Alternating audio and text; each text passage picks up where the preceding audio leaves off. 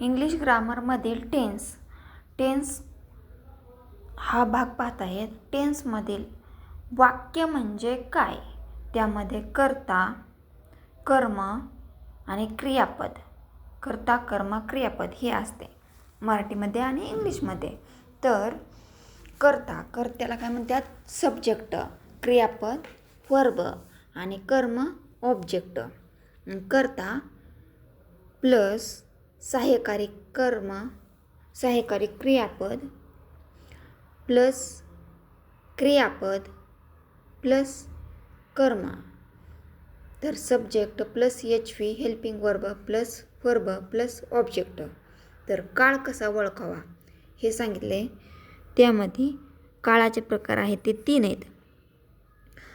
वर्तमान काळ, भूतकाळ आणि भविष्यकाळ. तर इंग्लिशमध्ये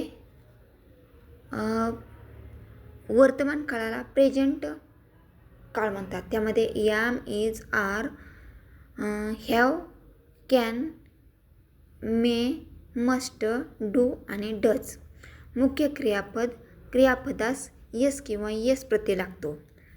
दुसरा पास्ट म्हणजेच भूतकाळमध्ये was, were, could, might, should, would, did, had.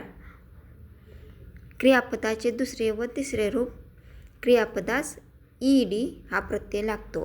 आणि फ्युचर टेन्स म्हणजे भविष्यकाळमध्ये shall, will, shall have, will have हे लागते. आता ग्रामरमध्ये त्याचे आपण जे सब्जेक्ट यस सब्जेक्ट म्हणजेच हेल्पिंग वर्ब, सब्जेक्ट म्हणजेच कर्ता, फी म्हणजेच वर्ब, MV म्हणजेच मेन वर्ब, HV म्हणजेच helping verb, VERB helping verb सहाय्यकारी क्रियापद. प्लीज लाईक, शेअर, कमेंट और सब्सक्राइब. थँक्स.